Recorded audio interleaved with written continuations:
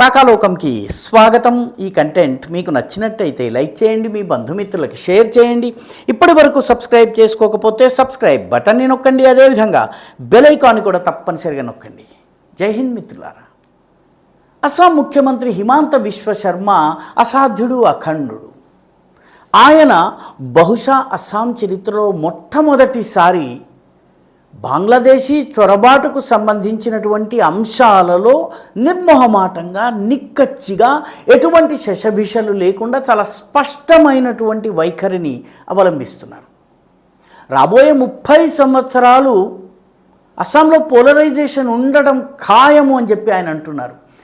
చాలామంది ఆయన మీద నువ్వు సొసైటీని పోలరైజ్ చేస్తున్నావు, హిందూ ముస్లిం పేరిట విభజిస్తున్నావు అని చెప్తే, రాబోయే 30 సంవత్సరాల పాటు అస్సాం యొక్క ఉనికిని కాపాడాలంటే, అస్సాం యొక్క లోకల్ ప్రజలు, అక్కడి స్థానికులు బ్రతకాలన్నట్లయితే బంగ్లాదేశీ మూలానికి చెందినటువంటి వాళ్ళ దూరం చేయాలి.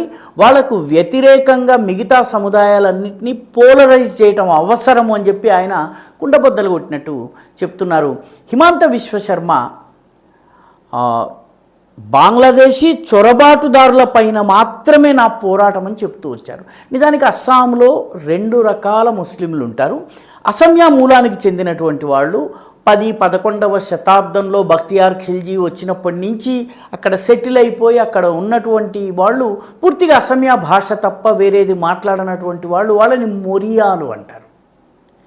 ఎవరైతే బంగ్లాదేశ్ నుంచి అక్రమంగా పత్రాలు లేకుండా చొరబడి వచ్చి ఇక్కడ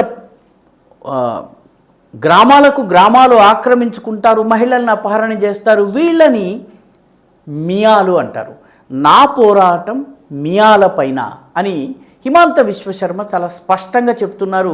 హిమాంత బిశ్వ శర్మ తీసుకున్నటువంటి ఒక నిర్ణయము, దాన్ని అమలు చేస్తున్నటువంటి తీరు బంగ్లాదేశీ మియాలకు, బంగ్లాదేశీ మూలానికి చెందినటువంటి ముస్లిములు ఎవరైతే అక్రమంగా చొరబాటు చేశారో, అధికారిక పత్రాలు లేవో, వాళ్ళ గుండెల్లో రైలు పరిగెత్తిస్తోంది. అదేంటంటే అస్సాములో ఉన్నటువంటి బాల్య వివాహ వ్యతిరేక చట్టాలను హిమాంత బిశ్వ శర్మ గత కొద్ది సంవత్సరాలుగా చాలా కఠినంగా అమలు చేస్తున్నారు. ముఖ్యంగా బంగ్లాదేశ్ మూలానికి చెందినటువంటి ముస్లింలు ఎవరైతే బంగ్లాదేశ్ నుంచి వచ్చి అస్సాంలో ఉంటున్నారో, వాళ్ళల్లో 10-12 సంవత్సరాల అమ్మాయిలు కూడా పెళ్ళైపోతూ ఉంటుంది. 13-14 ఏళ్ల లోపల వాళ్ళు గర్భవతులు కూడా అవుతూ ఉంటుంది.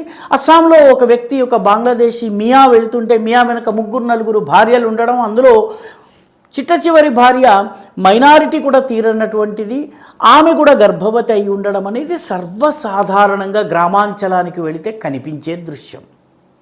అందుకని హిమాంత బిశ్వ శర్మ ప్రభుత్వము బాల్య వివాహాలపైన చాలా కఠినమైనటువంటి చర్యను తీసుకుంది. ప్రభుత్వము 18 ఏళ్ల లోపు వయసున్న అమ్మాయికి గనక వివాహం చేస్తే ఆ వివాహం చెల్లదు.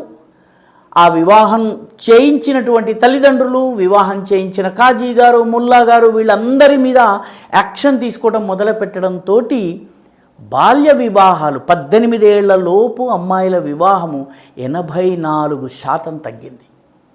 ఫిబ్రవరి 21న ఈ గణాంకాల్ని హిమాంత బిశ్వ శర్మ రిలీజ్ చేశారు.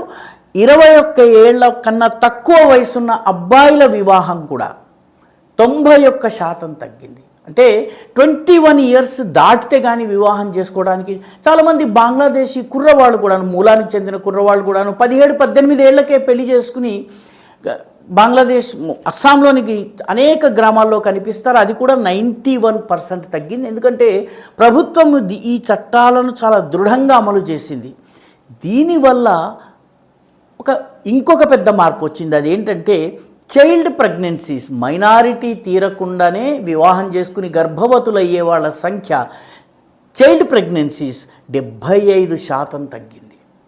ఈ రకమైనటువంటి బాల్య వివాహాలు చేసినటువంటి వాళ్ళ అందరిపైన కేసులు పెట్టడం జరిగింది. కేసుల్లో 95% కేసుల్లో ఛార్జ్ షీట్ కూడా దాఖలు చేయడం జరిగింది. ఛార్జ్ షీట్ దాఖలు చేయడం అంటే వాళ్ళు కోర్టుల చుట్టూ తిరగడము, దర్యాప్తు పూర్తయి పోలీసులు ఛార్జ్ షీట్ దాఖలు చేసిన తర్వాత కోర్టు కచేరీలకు సంబంధించిన పని ప్రారంభమవుతుంది. కాబట్టి ఏదో కేసు నమోదు చేసి ఊరుకోవడం కాకుండా దాన్ని ఛార్జ్ షీట్ దాకా వెళ్ళేలాగా హిమాంత బిశ్వ శర్మ ప్రభుత్వము చర్యలు తీసుకుంది. పర్యవసానంగా డెమోగ్రఫిక్ చేంజ్ తీసుకుని రావాలని ప్రయత్నిస్తున్నటువంటి బంగ్లాదేశీ మియాలు, మొత్తము ఈశాన్య భారతదేశం మా బంగ్లాదేశ్లో అంతర్భాగం అని చెప్పేటటువంటి వాళ్లకు ఈ చైల్డ్ మ్యారేజ్ నిషేధించేటటువంటి చట్టాలను హిమాంత విశ్వ శర్మ అమలు చేస్తున్న తీరు చూసి పాపం రగిలిపోతున్నారు, కుతకుతలాడుతున్నారు.